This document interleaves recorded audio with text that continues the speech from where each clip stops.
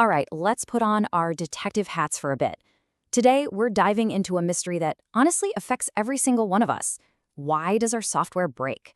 We're going to crack the case on software testing, look for the clues, find the culprits, and see the tools these digital detectives use to keep our world running.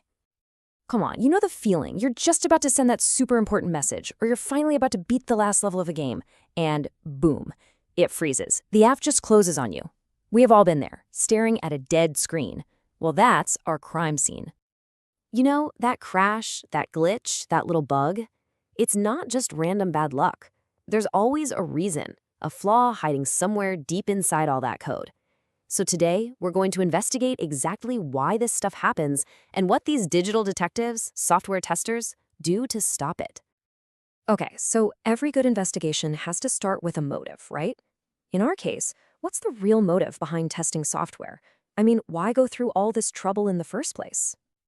And what's really fascinating here is that testing isn't just about finding broken things. I mean, sure, finding and squashing bugs is number one, but it's also about checking performance. Is the app fast enough? Is it actually easy and intuitive for you to use? And this one's huge, finding security holes before the bad guys do. It's all about making sure the software does what it's supposed to do and does it safely. Now, just like real detectives, testers have different styles. One way is called iterative testing. This is where you're testing constantly as each little piece is being built.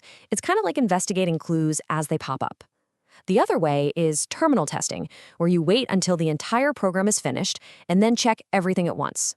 You can probably guess which one is smarter. Finding and fixing problems early and often is almost always the way to go. All right, so if testing is the investigation, what are we even looking for? Who are the main culprits?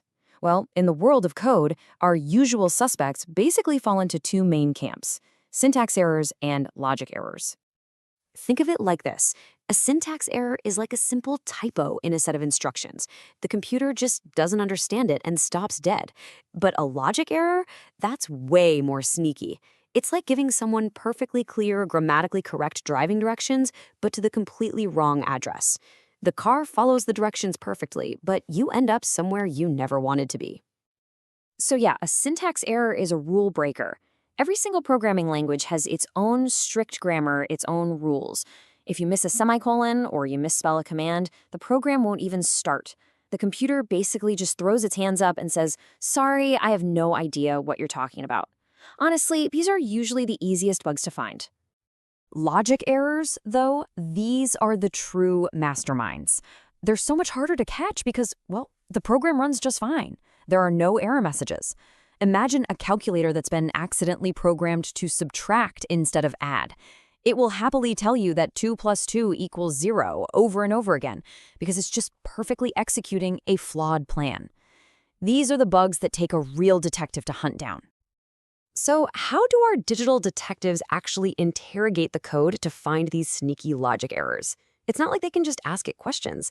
Instead, they have this awesome toolkit full of carefully chosen test data, all designed to push the code, stress it out, and hopefully make it confess its flaws.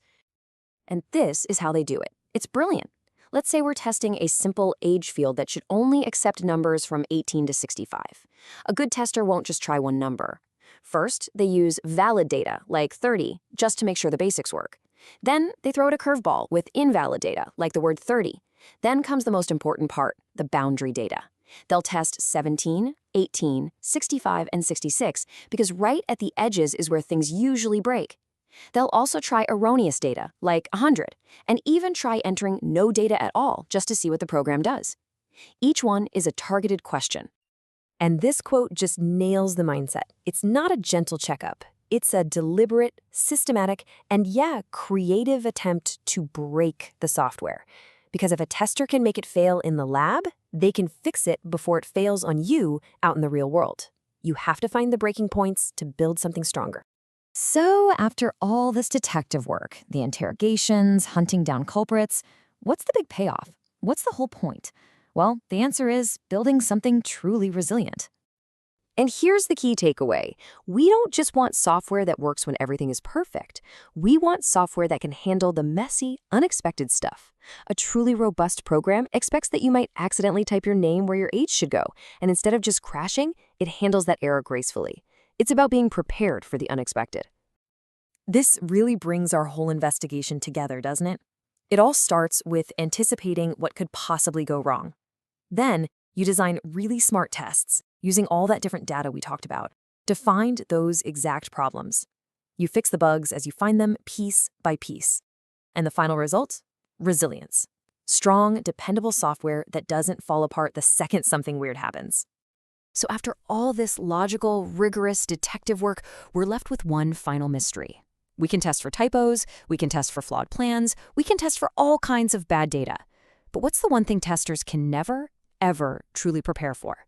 The one variable that is endlessly creative, unpredictable, and sometimes just plain irrational? The human user. But that, my friends, is a puzzle for another day. Thanks for joining the investigation.